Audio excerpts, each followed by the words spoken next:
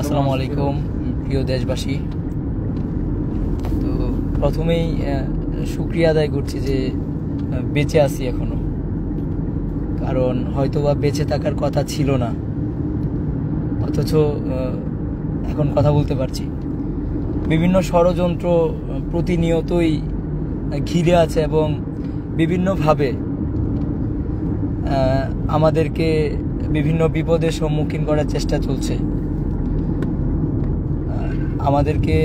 আমরা আজকে এই আলিফ ভাইয়ের বাড়িতে গিয়েছিলাম, সার্জিস ভাই, হাসনাত ভাই সহ আমাদের সাথে 3টা গাড়ি ছিল। তো আমরা কবর জিয়ারত করতে গিয়েছিলাম চট্টগ্রামের কর্মসূচি শেষ করে। আমরা কবর জিয়ারত শেষে ফেরার পথে সৌভাগ্যবশত আমরা গাড়ি চেঞ্জ করে ফেলেছিলাম। যে হাসনাত ভাই, সার্জিস ভাই একটা গাড়িতে ছিল, আমি একটা গাড়িতে ছিলাম এবং আমার বন্ধুরা, আমার ভাইয়েরা অন্য আরেকটা গাড়িতে ছিল।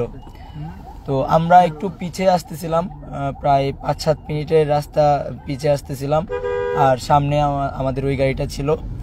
তো একটা ট্রাক এসে উদ্দেশ্য প্রণোদিতভাবেই আমাদের যেই গাড়িটা ছিল সেই গাড়িটাকে ট্রাক চাপা দেওয়া হয়। কিন্তু ওখানে যারা ছিল, যখন ট্রাকটা আসতেছে দেখেছে তখনই গাড়িটাকে ব্রেক করা হয়। কিন্তু গাড়িটাকে ব্রেক করা সত্ত্বেও আবার সেখানে এই ট্রাক চাপা দেওয়া হয়। এবং আপনারা, আমার সাথে আমার একজন বন্ধু আছে যে ছিল ওখানে। তো বন্ধু, মূলত ঘটনাটা কি ঘটছিল? আর পাশাপাশি হচ্ছে ওই গাড়িতে ট্রাক চাপা দেওয়ার পরেও আমাদেরকে যে সকল ভাইয়েরা ছিল ওই লোহাগড়ার, ওই আলিফ ভাইয়ের এলাকার, ওনারা আমাদেরকে এগিয়ে দিতে আসতেছিলেন। তো একটা বাইকেও গাড়িতে ট্রাক চাকা দেওয়ার পরে আরো 2টা বাইকে ট্রাক চাপা দেওয়া হয়।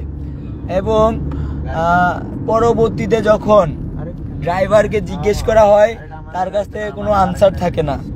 সে বলে যে তাহলে কি আমাকে মারবেন, মেরে ফেলেন, মামলা দিবেন, মানে অনেক ভিত্তিহীন কথাবার্তা বলতেছিল।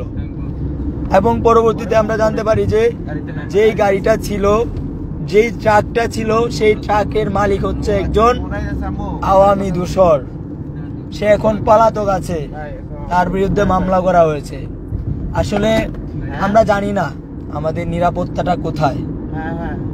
আমরা শুরু থেকেই বলে আসতেছি যে আসলে দিন নাই রাত নাই, আমরা ছুটতেছি। যখন যেখানে যেই সমস্যাটা হচ্ছে আমরা যাচ্ছি, কথা বলতেছি, আমরা আমাদের জায়গা থেকে কাজ করছি। কিন্তু একটা মহল, শুধু একটা মহল নয়, কিছু মহল শুরু থেকে এখন পর্যন্ত আমাদের পেছনে এমন ভাবে লেগে আছে আমাদের ক্ষতি করার জন্য, যার প্রতিফলন আপনারা আজকে দেখেছেন। তো আমরা আসলে জানি না যে আজকে আমি আমার আব্বার সাথে বা আম্মার সাথে ফোন কল করার পরে আবার পরবর্তীতে আর কখনো আমি আমার আব্বু আম্মুর সাথে কথা বলতে পারবো কিনা সেই নিশ্চয়তা আমাদের নেই। আমরা যেই মানুষগুলো আছি, আমাদের কারোরই সেই নিশ্চয়তাটুকু নেই। তো আমার কাছে মনে হয় এটা সার্জিস, হাসনাত বা আমাকে মেরে ফেলার জন্য এটা করা হয় নাই। এটা বৈষম্যবিরোধী ছাত্র আন্দোলন, অর্থাৎ বাংলাদেশের সাধারণ জনতার স্বপ্নকে মেরে ফেলার জন্য এটা করা হয়েছে। এবং প্রতিনিয়ত প্রত্যেকটা জায়গায় এখনো এই ষড়যন্ত্রগুলা চলছে। মানে মুভি স্টাইলে যেভাবে বিভিন্ন নেতাদেরকে বা হচ্ছে চক্রান্ত করে, ষড়যন্ত্র করে, ট্রাক চাপা দিয়ে, ট্রেন চাপা দিয়ে, বিভিন্নভাবে রোড অ্যাক্সিডেন্ট করিয়ে মেরে ফেলা হয়, ঠিক একইভাবে প্ল্যানটা করা হয়েছে আমার কাছে মনে হয়। তো আমরা জানি না আসলে আমাদের নিরাপত্তাটুকু কোথায়। কিন্তু পরিষ্কারভাবে বলতে চাই, এগুলা করে আমাদেরকে দাবায় রাখতে পারবেন না। একজন হাসনাত, একজন সার্জিস মারা গেলে বাংলাদেশে এখন হাজার হাজার সার্জিস হাসনাত আছে। বাংলাদেশে কথা বলার জন্য হাজার হাজার এখন সার্জিস হাসনাত আছে। একজন সার্জিস হাসনাতকে মেরে ফেলে যদি মনে করেন যে বাংলাদেশকে বা হচ্ছে এই আমাদের যেই স্বপ্নটা দেখছি, আমরা যেই বাংলাদেশের স্বপ্ন দেখছি, সেই বাংলাদেশের স্বপ্নটাকে ভুলিয়ে দেবেন, তাহলে আপনারা বুকার স্বর্গে আছেন। অথবা যদি ভেবে থাকেন এই 2-4 জনকে মেরে ফেলে আবার আওয়ামী পুনর্বাসন হবে বা স্বৈরাচারীরা আবারও দেশে ফিরে আসবে, এই স্বপ্ন ভুলে যাবেন। তাই পরিষ্কারভাবে বলতে চাই, যারা এই হত্যাকাণ্ড ঘটানোর ষড়যন্ত্রের সাথে লিপ্ত ছিল, প্রত্যেককেই দ্রুত সময়ের মধ্যে বের করতে হবে এবং এই ঘটনার সুষ্ঠু তদন্ত করতে হবে। দেখেন, পরপর কিছু কিছু ঘটনা ঘটতেছে। গতকালকে আমার একজন সহযোদ্ধা আইনজীবী ভাইকে এই ইসকন জঙ্গি সংগঠন কুপিয়ে হত্যা করেছে। আজকে আমাদেরকে ট্রাক চাপা দিয়ে মেরে ফেলার পায়তারা করেছে। এই ঠিক একইভাবে প্রতিনিয়ত কোনো না কোনো ষড়যন্ত্র চলছে, কোনো না কোনো ষড়যন্ত্র চালিয়ে যাচ্ছে আমাদেরকে দাবিয়ে দেওয়ার জন্য। তাই আমরা পরিষ্কারভাবে বলতে চাই, এখনো যে আওয়ামী দোসররা ঘোরাফেরা করছে, মুক্ত হাওয়ায় ঘুরে বেড়াচ্ছে, এর ফলস্বরূপ আপনারা আপনাদের সন্তানদের লাশ দেখতে পারবেন। হয়তোবা দেখেছেন, গতকালকে আপনাদের একজন সন্তানকে কুপিয়ে হত্যা করেছে। এটা হচ্ছে আওয়ামী লীগের দৃষ্টান্তমূলক এখনো শাস্তি প্রদান না করার ফসল।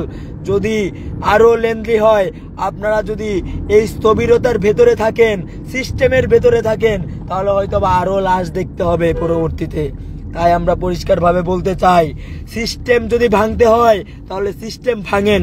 সিস্টেম ভেঙে যারা এখন আওয়ামী দোসররা খোলা হাওয়ায় ঘুরে বেড়াচ্ছে, প্রত্যেককেই দৃষ্টান্তমূলক শাস্তি প্রদান করতে হবে, প্রত্যেককেই দ্রুত সময়ের মধ্যে গ্রেপ্তার করতে হবে। প্রশাসনের এই স্থবিরতা আমরা দেখতে চাই না। আমরা পরিষ্কারভাবে বলতে চাই, যারা এখনো স্বৈরাচারের দোসরেরা প্রশাসনের গুরুত্বপূর্ণ জায়গাগুলোতে বসে আছে এবং সিস্টেম দেখাচ্ছে, প্রশাসনের স্থবিরতা বিরাজমান করছে, তাদেরকে দ্রুত সময়ের মধ্যে নির্মূল করেন, সমূলে নির্মূল করেন প্রয়োজনে। কিন্তু আর যদি কাল ক্ষেপণ করেন, তাহলে এর ফলাফল বাংলাদেশ ভালো দেখবে না।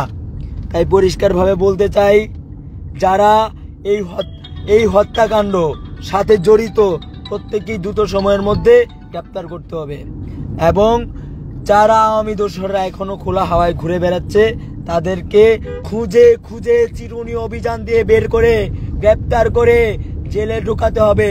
জেলে ঢুকানোর সময় যেন মনে না হয় তারা শ্বশুর বাড়িতে যাচ্ছে। আমাদের আলেম ওলামাদেরকে তারা জিঞ্জির পরিয়ে, শিকল পরিয়ে টেনে হিস্টে নিয়ে যেত, আর তাদেরকে ডাব খাওয়ানো হয়, শ্বশুর বাড়ির আদর করা হয়। এই জিনিসগুলা যদি আবার পুনরাবৃত্তি ঘটে, তাহলে হুঁশিয়ারি করে বলে দিচ্ছি, দ্বিতীয়বার আবারও আমরা রাজপথে নামতে একবারও ভাববো না। আমরা যা হারানোর সব হারিয়ে ফেলেছি। আমাদের মরে যাওয়ার কথা ছিল, আমাদেরকে মৃত্যু ভয় দেখিয়ে লাভ নেই। আমরা সেদিনেই মরে গেছি, এখন বোনাস লাইফ লিড দিচ্ছি। তাই পরিষ্কারভাবে বলতে চাই, দ্রুত সময়ের মধ্যে এদের বিরুদ্ধে ব্যবস্থা নিশ্চিত করতে হবে এবং সেটা দৃশ্যমান হতে হবে। এত সুশীলতা দেখানোর জন্য আপনাদেরকে বসানো হয় নাই, সুশীলতার জন্য আপনারা দায়িত্ব নেন নাই। আপনাদেরকে বিপ্লবের স্পিরিট ধারণ করতে হবে। তাই দ্রুত সময়ের মধ্যে প্রত্যেকটা ঘটনার সুষ্ঠু তদন্ত করতে